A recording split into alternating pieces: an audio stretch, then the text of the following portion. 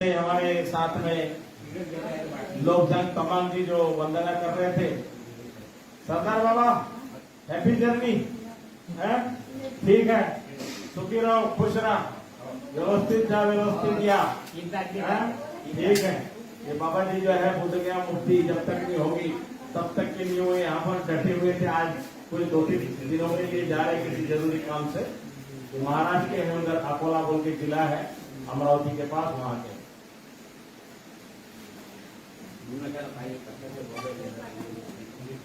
बहुत से बूढ़े बूढ़े लोग यहाँ दान लेके आते हैं, दान देते हैं हम लोगों के इस प्रोग्राम में।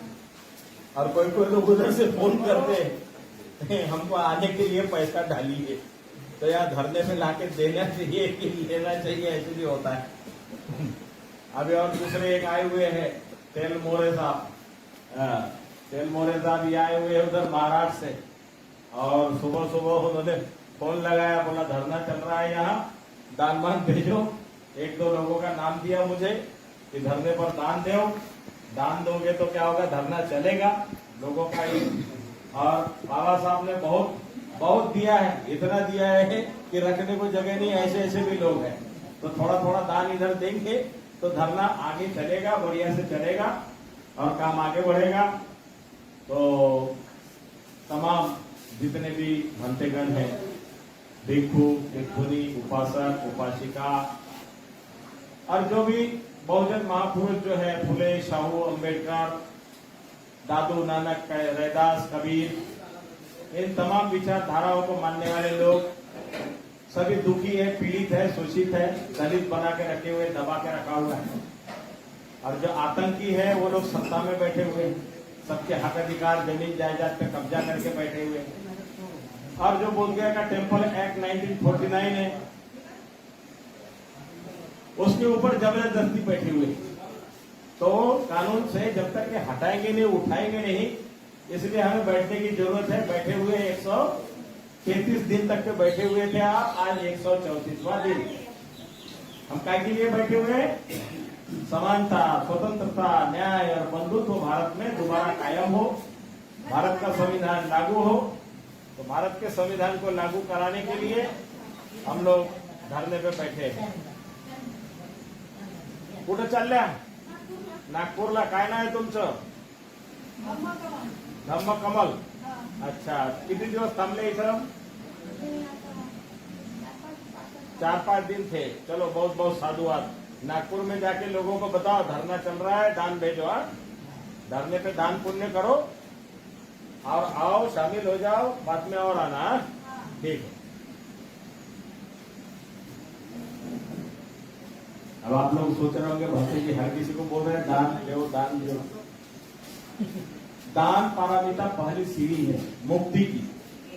मुक्त होना है ना मनुष्य जीवन में से, मुक्त होना है तो मुक्ति के लिए क्या करना पड़ेगा? हल्का होना पड़ेगा। हल्का माने जो सामान बांध के रखा है उसमें से धीरे धीरे सामान निकाल के कम करना पड़ेगा।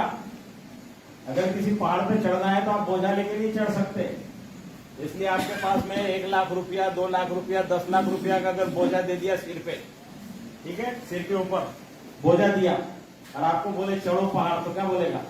ये बोझा लेके चढ़ू, भले सोना हो या रुपया हो।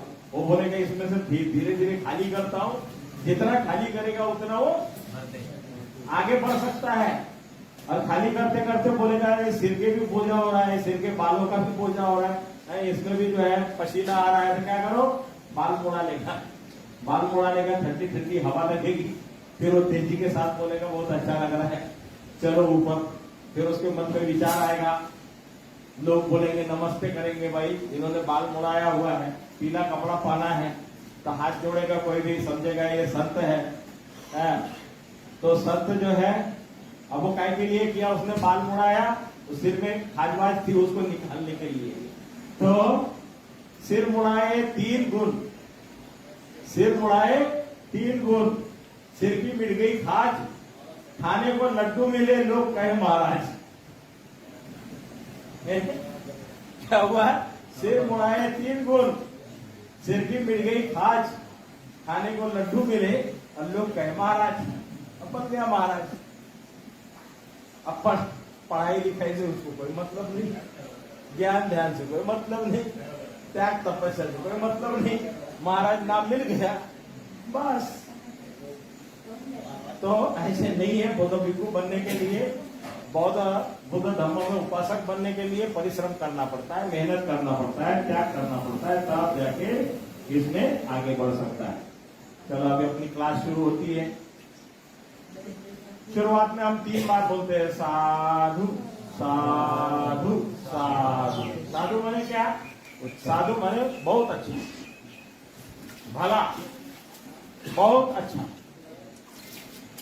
ये साधु शब्द जो है बहुत प्राचीन है, ये मगधी भाषा का सबसे प्राचीन शब्द है साधु। अब ये साधु जो है अलग अलग राज्यों में गया। अब गुजराती में लोग जो है एक दूसरे को मुलाकात होते ही पूछेंगे केम छो भाई, माने कैसे हो भाई, तो बोलेंगे सारू छो, माने सारू छो। सारू सारू माने ये साधु का निकल के उधर सारू हो गया। अब आप चाइना में चले जाएंगे, सारू बोलेंगे तो बंदर को बोलते हैं सारू।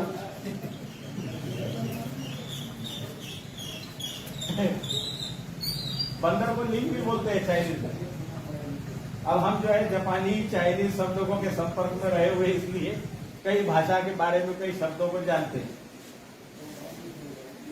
अब बंदर को जो महाराष्ट्र में जाएंगे तो उधर बोले पुराने माकड़, माकड़ वानर, संस्कृत में मरकट। तो कुछ पशु पक्षी ऐसे हैं कि जिनको बार बार लोग दोहराते हैं, सवेरे से शाम तक याद करते हैं। कुछ कुछ पशु गाली देने के लिए उनका नाम लिया जाता है। तो ये पाली भाषा जो है ये बौद्धों का दस्तावेज है, पुराना प्राचीन तथागत बुद्ध के द्वारा दिए गए धम्म का उपदेश सारा का सारा संग्रहित काय में मागधी में। वही मागधी भाषा जब राजभाषा थी महाराजा अशोक के जमाने में, काबुल, गंदार, अफगानिस्तान, अरबस्तान, ईरान, इराक तक के भाषा थी, राजभाषा थी। सारा लेखा जोखा जो भी दस्तावेज था वो धम्म लिपि में होता था। धम्म लिपि गोल गोल जो अशोका के शिलालेख में मिलती है। धम्म लिपि को नाम बदल दिया, ब्राह्मी लिपि बोल दिया जब इनका राज आया। तो ब्रिटिश लोगों के समय में जो यहाँ के कुछ होंगा पंडित लोग थे, इन्होंने क्या किया, धम्म लिपि को नाम दे दिया ब्राह्मी लिपि। जो धम्म विहार था उसको बना दिया ब्रह्म विहार।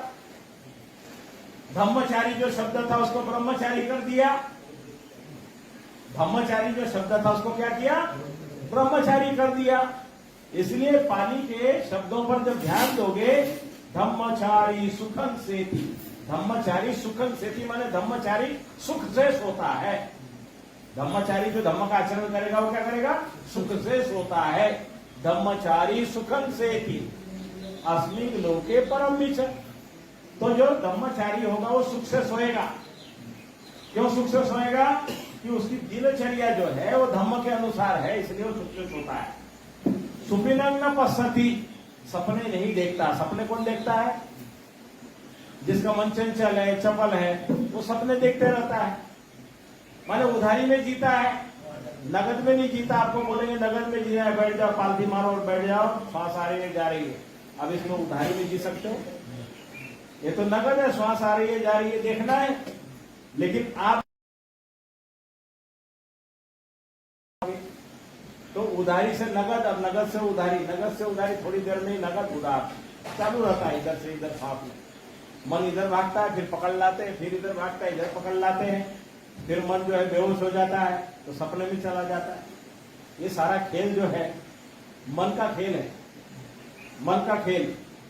बुद्ध का धम्म काय पर आधारित है, मन पर आधारित है। इसीलिए धम्म पद की पहली गाथा शुरू होती है, मनोपुब्बंगमा धम्मा मनोसेठा मनोमया। मनोसेठा माने मन क्या है, सेठ है, सेठ सेठ।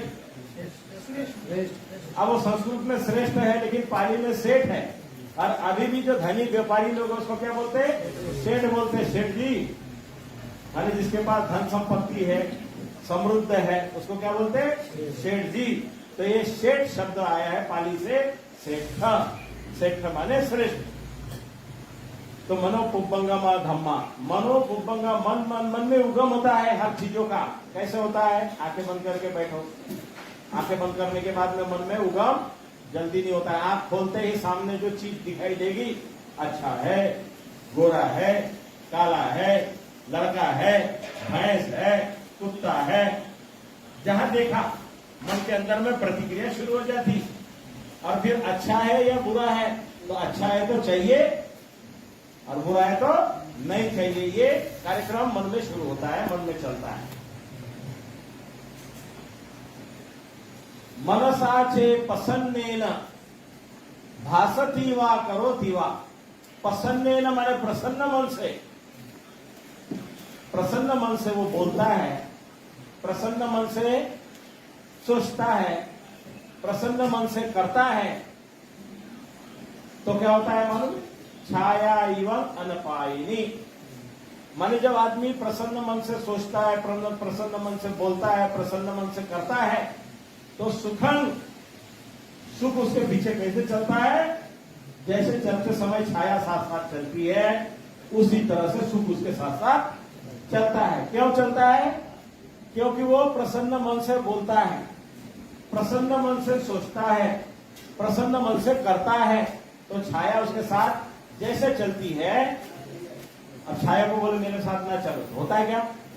चलेगी, क्योंकि वो उसी की छाया है, उसी का वो जो है, उसी का प्रतिरूप है जो जमीन पे चल रहा है। तो वो कितना ही मना करेगा तो भी वो छाया साथ चलेगी, चाहे वो जमीन में घुस जाए, चाहे कहीं आसमान में कहीं छिप जाए, तो भी क्या होगा? वो छाया उसके साथ चलेगी, माने सुख उसके साथ बना रहेगा। वो भाग नहीं सकता, जहां भी भागेगा सुख उसके साथ चिपका हुआ है। अब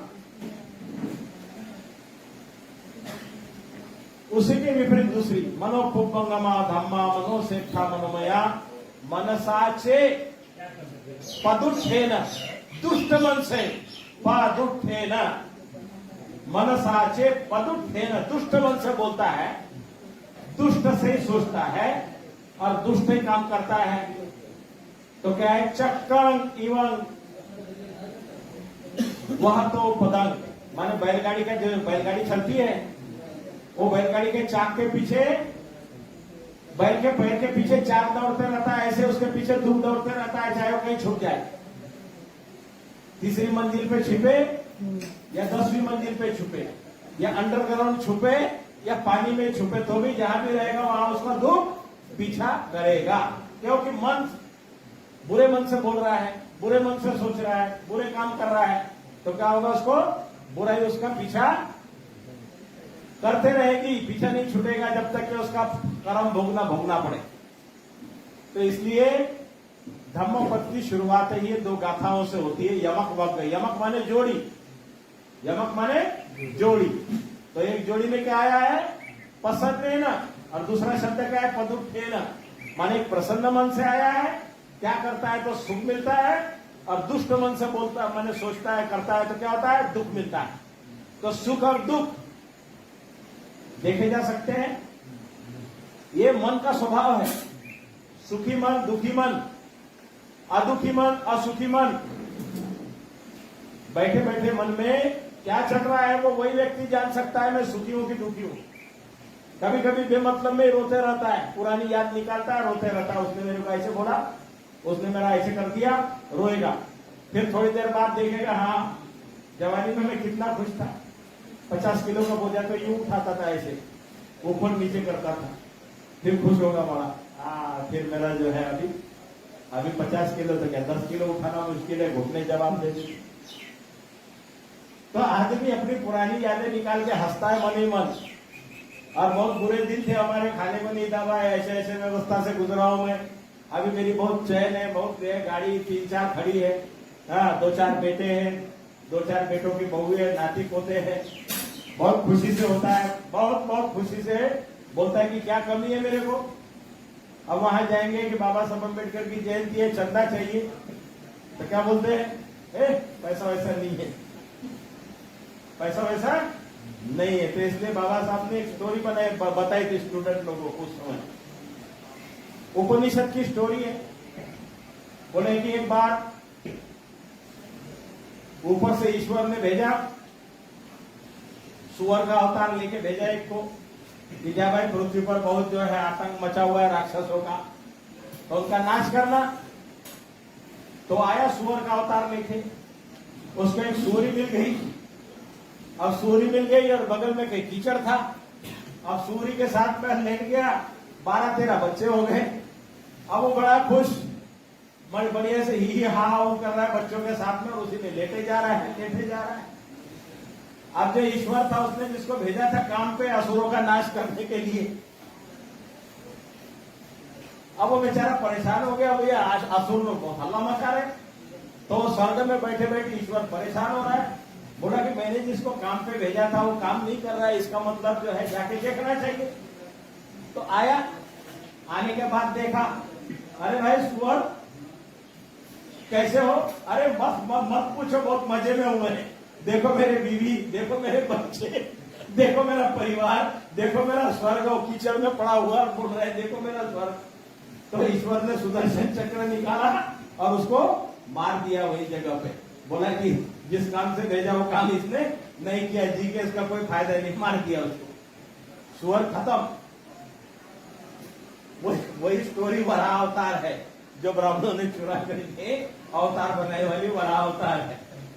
तो बाबा साहब ये स्टोरी जब स्टूडेंट लोगों को सिखाते थे, जहां मैं मिलन कॉलेज में पढ़ा हूं, वहां मैंने अपने प्रोफेसर लोगों से सुनी है कि बाबा साहब इस तरह से स्टूडेंट लोगों को बोलते थे कि भाई तुम जिस उद्देश्य के लिए पढ़ने आए हो वो उद्देश्य छोड़ करके इसमें इधर उधर फंस जाओगे तो तुम्हारी भी सुअर जैसी जिंदगी बन जाएगी। तो आप जो है हम साधु साधु साधु 3 बार बोलते हैं, माने बहुत अच्छा बहुत अच्छा बहुत अच्छा। तो इसमें क्या है मालूम है? साधु बोलने से सावधान होना भी है, माने सावधान हो जाओ, तैयार हो जाओ, काय के लिए? घुटने पे आ जाओ, सावधान। तो बहुत से संत जो है, संत तुकार वो रामदास के बारे में स्टोरी आती है कि शादी के समय उसको खड़ा किया और बीच में कपड़ा पकड़ा और दुल्हन को उस पार खड़ा किया, और जैसे सावधान बोला जो भागा वापस ही नहीं आया, जो भागा तो वापस ही नहीं आया। सावधान माने सावधान हो गया। अब स्कूल के अंदर में क्या बोलते? सावधान, तो सावधान खड़े हो जाते। अब गांव देहातों में देखा होगा, बहुत गांव देहात जहां पर लेटरिन टॉयलेट नहीं है, तो वहां लोग जो गांव के बाहर लोटा लेके, लोटा परेड सावधान, लोटा परेड विश्राम। अभी भी कई गांव में जाएंगे ना, गांव में जैसे शुरू करेंगे तो जो बैठे वो खड़े हो जाते, लेकिन लोग जो खड़े हो जाते हैं। तो लोटा परेड सावधान, लोटा परेड आदमी गया तो विश्राम। तो ये सावधान शब्द माने साधु साधु साधु, समझ गए? अब उदाहरण से समझाएंगे तो जल्दी दिमाग में घुसता है, अगर उदाहरण नहीं देंगे तो दिमाग में घुसने वाला नहीं है। तो इसलिए जरूरी है कि दिमाग में घुसना चाहिए। आप क्या बोलते हैं? क्षमा याचना करना है। अब क्षमा याचना करना है क्या है कि हमारे मन में खुटका लगा रहता है। आइए,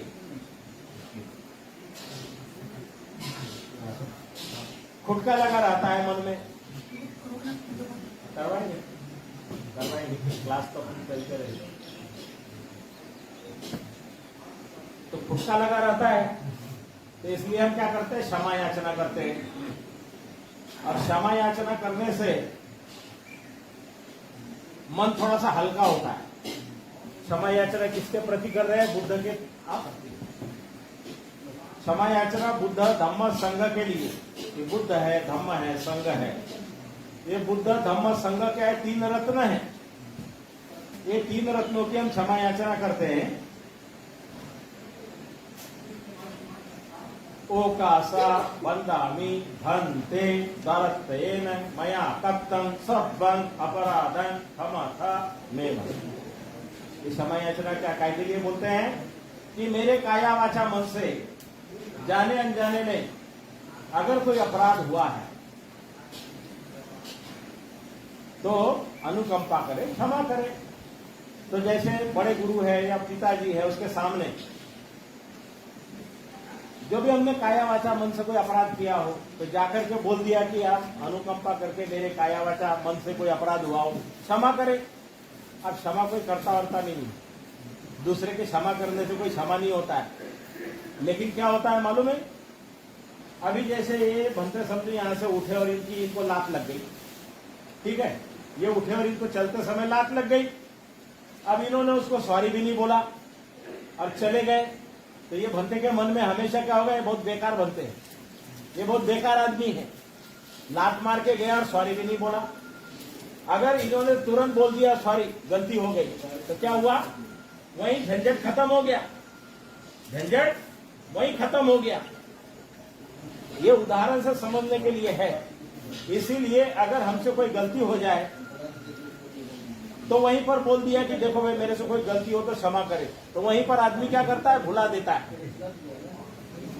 नहीं तो क्या करता है, यही मन में गांठ बांधता है और उसको हमेशा रखेगा।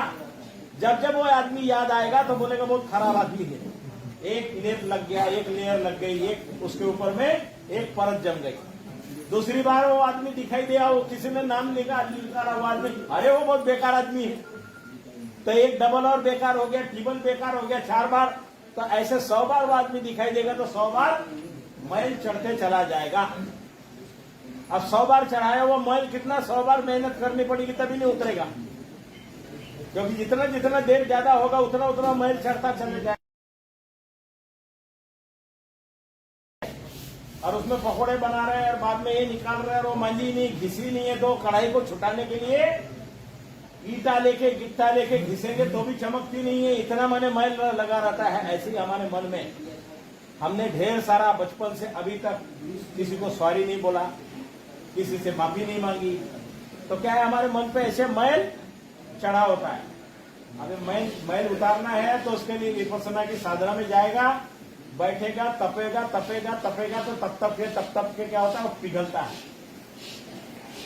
तब जब ज्यादा तपेगा, तापमान होगा तो अंदर से वो तपेगा तो उसका क्या भाप बनेगा। बादल जो जैसे बड़े बड़े बर्फ पिघलता है ऐसे अंदर पिघलता है, बहुत दर्द होता है, जो अंदर में सारा जमा हुआ है, बहुत दर्द होता है, बहुत पीड़ा होती है। और जब ये पीड़ा धीरे धीरे मन के अंदर का रोग निकल जाता है, चित्त मलिन चित्त निकल जाता है, बहुत खुश होता है, बहुत मन से प्रसन्न होता है, बिल्कुल हल्का फूलों जैसे तरंगों में हवा में तैर रहा है ऐसे अनुभव होता है। ये अभ्यास से होता है। बता रहे हैं तो सुन रहे हैं आप, और कल्पना करोगे होता होगा कि नहीं होता होगा। ये अभ्यास करोगे तो होता है, आपको अनुभव होता है कि मैंने मन में जो भी राग द्वेष लोभ मोह जमा किया है वो खत्म हुआ कि नहीं हुआ।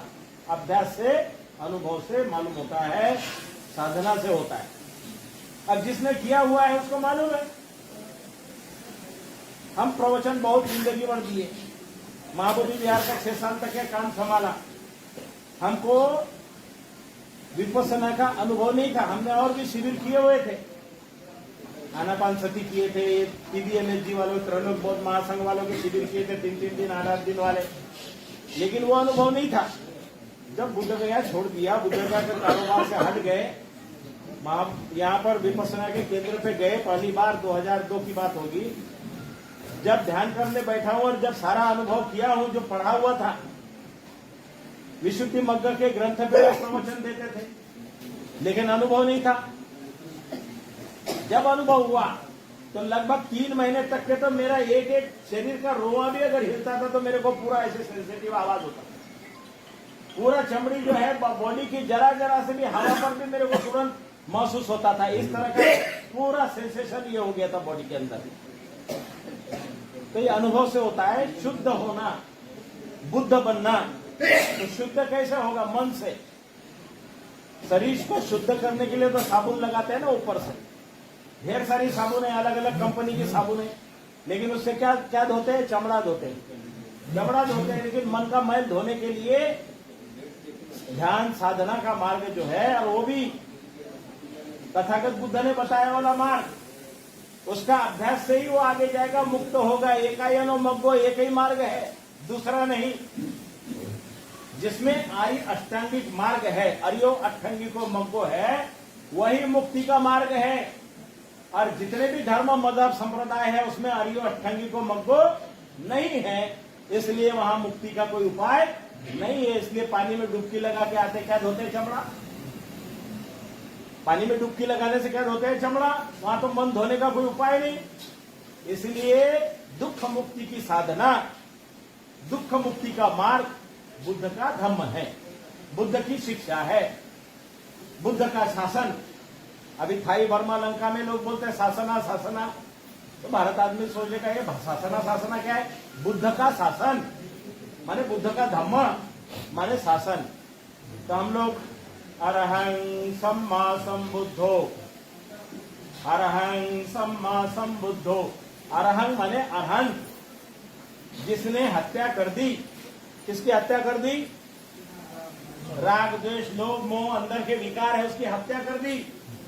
अरि माने दुश्मन, अरि माने शत्रु, हंत माने हत्या कर दी, जिसने अपने अंदर के दुश्मन की हत्या कर दी, वो अरहंत। तो हम क्या बोलते हैं? अरहं सम्मा संबुद्धो, सम्यक संबुद्ध, जो स्वयं के मेहनत से बुद्ध बना, सम्मा संबुद्धो, अरहं सम्मा संबुद्धो बुद्धं नमामि, बुद्ध को नमन कर। स्वाख्यातो, सुआख्यात, स्वाख्यातो माने सुआख्यात है, छुपा के रहने वाली बात नहीं है, सुआख्यात है। जैसे सूरज चांद सभी को दिखाई देते हैं, ऐसे ही बुद्ध का धम्म भी सुआख्यात है। तो सुआख्यातो भगवता धम्मो, भगवान का धम्म, भगवता भगवत शब्द है, भगवत, भगवता धम्मो, ये भगवान का धम्म कैसे सुआख्यात है।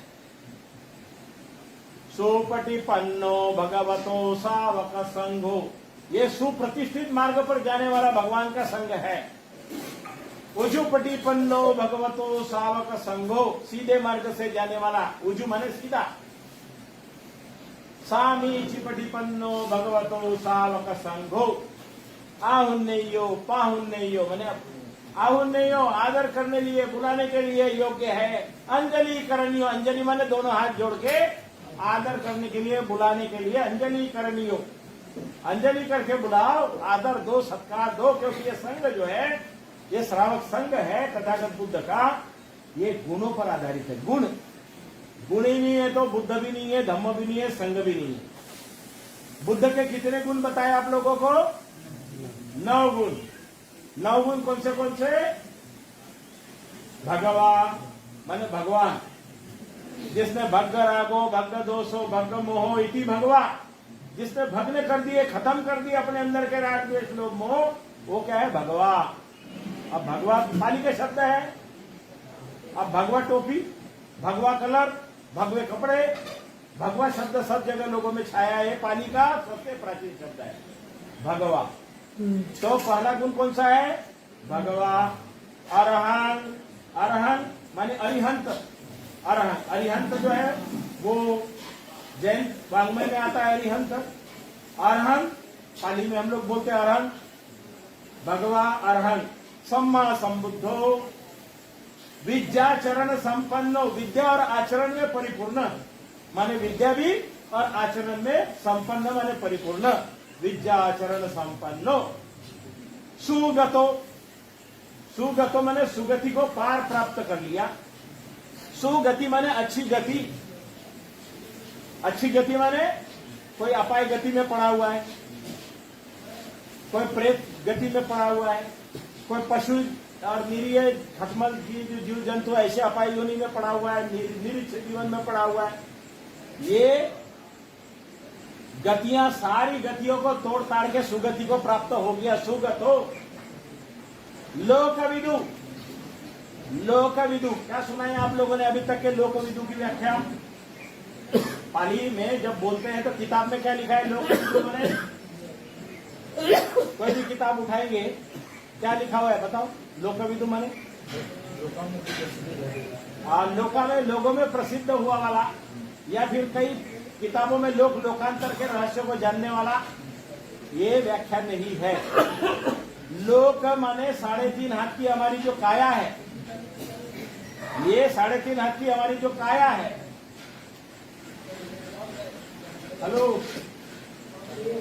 सो गए क्या बनते जी?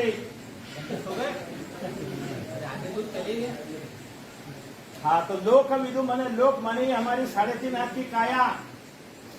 अब इस 3.5 हाथ की काया में अगर हमको जानकारी है, कैसी जानकारी है? पालथी मार के बैठ गए, श्वास आ रही है जा रही है, जिसने समाधि का अभ्यास किया उसको शरीर के घुटने में क्या हो रहा है, नाखून में क्या हो रहा है, मन को बोलेगा नाखून में रुक जा, वहीं रुकेगा, जहां बोलेगा वहां, मन को जहां बोल रुकने के लिए बोलेगा वहीं रुक जाएगा। अभ्यास किया हुआ है, साधना किया हुआ है, तो नाखून पे ध्यान केंद्रित करेगा, नाखून पे ही रह जाएगा। अगर उसने यहाँ सिर के ऊपर, बाल के ऊपर एक जगह मन केंद्रित किया, वही रहेगा। तो लोक विदु मने 3.5 हाथ की काया को जिसने रेशा रेशा जान लिया है, एक एक अणु परमाणु को जान लिया है, टुकड़े करके करके देख लिया है, टुकड़े करते करते ये शरीर पुंज जो है ये सारा पेशियों का संचय है, पेशियों का संचय। ढेर सारी करोड़ों करोड़ों पेशियों से ये बना हुआ है, लेकिन इसकी बनावट की शुरुआत कहां से हुई मालूम है? मां के पेट में, मां के पेट में पुरुष वीर्य का एक बिंदु और मां का जो है रज का एक बिंदु, दोनों मिलकर के क्या हुआ? एक बिंदु से दोनों मिल गए, दोनों मिलकर एक पेशी से अनेक पेशी, और अनेक पेशी बनते बनते पेट के अंदर में 3 महीने हो गया, बोला पेट के अंदर में गर्भ बन गया, फिर बाद में उसका हाथ पांव फूटने शुरू हुए, फिर धीरे धीरे धीरे 6 महीना 7 महीना, फिर उसको जो है सेंसेशन अंदर में शुरू हो गया, लड़का है लड़की है, फिर वो बाहर आने के लिए उसका जो पूरा हो जाएगा बाहर आएगा। तो एक पेशी से अनेक पेशी का इतना बड़ा पुंज बना हुआ है। तो लोक विदु मने लोक मने हमारी 3.5 हाथ की काया, ये 3.5 हाथ की काया में वो एक एक चीज को जान लेता है पूरा ध्यान के माध्यम से। कुछ नहीं है, शून्य है, कुछ भी नहीं है, तरंगे वेव्स है, वेव्स, तरंगे तरंगे तरंगे, वाइब्रेशन। आंख खोल के देखता है तो शरीर दिखाई देता है, आंख बंद करता है तो तरंगे है। ये अवस्था मन की आती है, उसको बोलते भंग ज्ञान। और जिसको भी भंग ज्ञान हो गया तो भगवान बुद्ध को भंगी क्यों कहा गया? क्योंकि वो भंगी बनाने का ज्ञान सिखाते थे। भंग माने शरीर को भंग कर देना। जो ठोस ठोस मोटा मोटा लग रहा है ना, साधना के अंदर में ऐसे हो जाता है कि शरीर गायब, आंख खोल के देखेगा तो शरीर लग रहा है, और आंख बंद किया तो शरीर गायब। ये अवस्था आती है, ये ध्यान की अवस्था है, साधना से आती है। तो ये 3.5 हाथ की काया का जानकार। अब देखो ये 3.5 हाथ की मेरी काया है, मैं आपकी काया का जानकार बन सकता हूँ क्या? मैं मेरी काया के बारे में जानता हूँ, मेरे अच्छाई बुराई के बारे में मैं ही जानता हूँ कि मेरे अंदर कितने अच्छे गुण है और कितने खराब है, मेरे मन में कितनी खोट है और मेरे मन में कितना शुद्धता है। कौन बता सकता? वो स्वयं ही जान सकता है, स्वयं ही बता सकता है। इसलिए लोक विदु माने अपने बारे में सच्चाई जानना।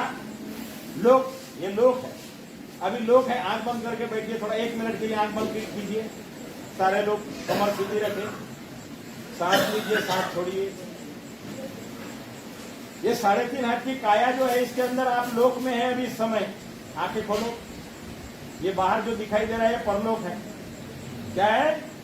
परलोक है। जो कान से आवाज टकरा रही है, परलोक से आवाज आ रही है। जो गंध आ रही है वो परलोक से आ रही है। तो ये लोक है और बाहर क्या है? समझ में आया ज्ञान?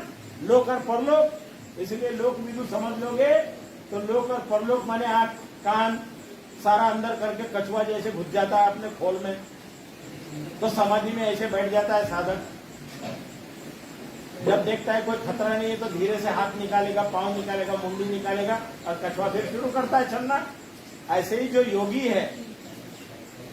योगी है अपने अंदर खींच लेता है सारे कान, नाक, आंख, जीभ, त्वचा, जो उसके बाह्य इंद्रिय है उसको खींच करके अंदर बैठ जाता है साधना में, अंदर की ओर बैठ जाता है। फिर आंधी आए या तूफान आए, जमीन फट जाए या कुछ भी हो जाए, उसको कोई दुख भी नहीं, सुख भी नहीं, और वो परे हो जाता है इन अवस्थाओं से। अब देखो अभी तूफान आ रहा है जोर से, बिल्डिंग हिल रही है तो क्या होगा मालूम है? अरे भागो भागो भागो, किधर भागोगे? उधर भी बिल्डिंग हिल रही, उधर भी जमीन हिल रही, भागो के किधर? तो जो योगी होगा क्या करेगा? पालती मार के बैठ जाएगा और अंदर की ओर घुस जाएगा, चाहे तूफान आए या कुछ आए। वो अंदर में कहां भागेगा? भाग के कहां जाएगा? अंदर में उसने द्वीप बनाया, द्वीप। अपने मन को केंद्रित करके अंदर में उसने द्वीप बनाया, धम्म का द्वीप। उस धम्म के द्वीप पे जाके बैठ जाएगा, जहां ना सुख है ना दुख है, ना जहां जन्म है ना मरण है, उस द्वीप पे बैठ गया। उसी लिए शब्द कौन सा आया? अत्तदीप भवो। अत्तदीप भव शब्द आया है। माने लोग क्या बोलते हैं? तेरा दिया तू बन जा, तेरा दीपक तू बन। व्याख्या क्या? अत्तदीप भव की, तेरा दीपक माने अत्तदीप भव, स्वयं का दीपक स्वयं बनो वाला जो है, ये अर्थ नहीं है पाली भाषा का। ये अर्थ नहीं तथागत बुद्ध ने बताया अत्तद्वीप भव मैंने अपने अंदर द्वीप बनाओ, द्वीप। समंदर के अंदर द्वीप होता है ना, जब नाव डगमगाती है, ये हो जाती भगदड़ मचती है, जाए कहाँ? तो उस पर आश्रय लेने के लिए द्वीप पे जाता है और अपने को सुरक्षित महसूस करता है। वैसे ही ये संसार के दुख चक्र में, संसार के दुख चक्र में भाग के किधर जाएगा? जिधर जाएगा उसको दुख ही दुख है। तो इसलिए वो अपने अंदर चला जाएगा और अपने द्वीप में बैठ जाएगा, तो दुख से मुक्त हो जा सकता है। ये उपाय है। इसलिए अत्तद्वीप भवो माने अपना द्वीप में चले जाओ, स्थिर हो जाओ। दूसरे के द्वीप पे तो जा नहीं सकते, दूसरे की सांस देख नहीं सकते, दूसरे के शरीर में घुस नहीं सकते। तो क्या करना है? अपने ही अंदर घुस जाना है। तो कैसे घुसेंगे? समाधि के अभ्यास। तो इसलिए बड़े बड़े योगी साधक पुराने जमाने में सैकड़ों साल जीते थे ना, साधना करते थे, बैठे रहते थे अपना तपस्या में लीन, और शरीर छोड़ देते थे। ध्यान करते करते शरीर छोड़ दिया। अब वो जन्म मरण के चक्कर से क्या हुआ? मुक्त हो गया। ना राग रहा, ना द्वेष रहा, ना लोभ रहा, ना मोह रहा, शुद्ध हो गया, बुद्ध हो गया। अब मरने का काम बाकी था, तो शरीर छोड़ दिया। शरीर से मरा, शरीर से मरा, मन से तो मुक्त हो गया। और शरीर से मर गया और मन से मुक्त नहीं हुआ। मेरा एक काम बाकी रह गया, नाती की शादी रह गई, पोते का पोता देखने का था। अबे मन से नहीं मरा तो क्या करेगा? शरीर से मरने के बाद फिर वापस आएगा। मनुष्य कर्म किए होगे तो मनुष्य जीवन में आएगा, पशु कर्म किए पशु कर्म में आएगा, आएगा जरूर। क्योंकि जब तक मुक्त नहीं होता तब तक के ये चक्कर, मन का चक्कर चलते रहेगा। मन ही अपना प्रमोशन करता है, मन ही अपना डिमोशन करता है। ये मन इतना शैतान है, इतना बदमाश है कि मन ही आदमी को सुख में ले जाता है और मन ही दुख में ले जाता है। मन की वजह से दुख भोगने पड़ते हैं, मन की वजह से सुख मिलता है, मन की वजह से मुक्ति है। और मन के अगर वो शुद्ध बुद्ध नहीं हुआ तो फिर जन्म, फिर मरण। ये चित्त जो है हमारा, चित्त यही मकान बनाते रहता है। थोड़ी थोड़ी देर में यहाँ बैठे रहेगा और बोलेगा मेरा काम वो बाकी है, वो बाकी है। हाँ भाई, हमको भी आज कोर्ट में जाने का काम बाकी है। 9:10 हो गया, हमको कोर्ट में जाना है, लेटे बहुत और मुझे और मंटू जी को भी लेके जाना है कोर्ट में। और उसके बाद में एसडीएम साहब से भी मिलना है, पूछताछ करनी है कि एसडीएम साहब हमको और कितना दिन वहाँ बिठाओगे। हमको जो है थोड़ा खुला जगह में बैठना है, पेड़ पौधे में बैठना है, बड़ा जगह में बैठना है। ये जगह में हमारी घुटन हो रही, हमारे अड़ोसी पड़ोसी हमसे परेशान हो रहे हैं। वंदना करते हैं तो उनको परेशानी हो रही है, उनके स्कूल डिस्टर्ब बने, उनके ट्यूशन वगैरह डिस्टर्ब हो रही। हम तो आजादी चाहते हैं ना, तो प्रशासन हमको बोलेगा कि ये जगह देते हैं, वहां बैठिए। तो इसलिए प्रशासन के पीछे लगना पड़ेगा, क्योंकि वो लोग भूल जाते हैं, बार बार भूल जाते हैं, तो हमको याद दिलाना पड़ेगा। तो लोग जन तमांग जी को लेके जाएंगे साथ में। तो आज की सुबह की वंदना बहुत ज्यादा लंबे सूत्र न बोलते हुए, इतिपिसो भगवा अरहं सम्मा संबुद्ध जान लिया, स्वाख्यातो भगवता धम्मो जान लिया, बुद्ध के 9 गुणों को चर्चा कर लिया, धम्म के 6 गुणों की चर्चा कल कर लेंगे, संघ के 9 गुणों की चर्चा बाद में कर लेंगे। ऐसे बारी बारी से समझ लेंगे, आगे बढ़ेंगे। सभी का जय मंगल हो, सभी का कल्याण हो, सभी स्वस्थ हो। और आने वाला वर्षावास जो है 8 जुलाई को संदमुनि भंते जी का विहार है इधर में, नामोदी मेडिटेशन सेंटर, उसमें भिक्खु बनाने का कार्यक्रम है। और विश्वदानंद बोधि महाथेरो भंते जी ने 15 लोगों को, 15 सामनेरों को भिक्खु बनाने के बारे में सोचा है। और भी संख्या बढ़ेगी, जो लंबे समय से सामने रहे, वो चाहता है कि मैं भिक्खु बनूं, तो उसको उपसंपदा कराई जाएगी। जो यहाँ आकर के रुके हैं, रह रहे हैं, उनको हम देखेंगे, जानेंगे, परखेंगे, कौन बनने लायक है, कौन नहीं बनने लायक है, ये देखेंगे और फिर उसको रिकमेंड करेंगे। तो आज की वंदना और आज का सुबह का क्लास यही पूरा हुआ। भवतु सब मंगलं, रक्षन्तु सब देवता, सब बुद्धानुभावेन, सब धम्मानुभावेन, सब संघानुभावेन सदा सुखी भवन्तु ते।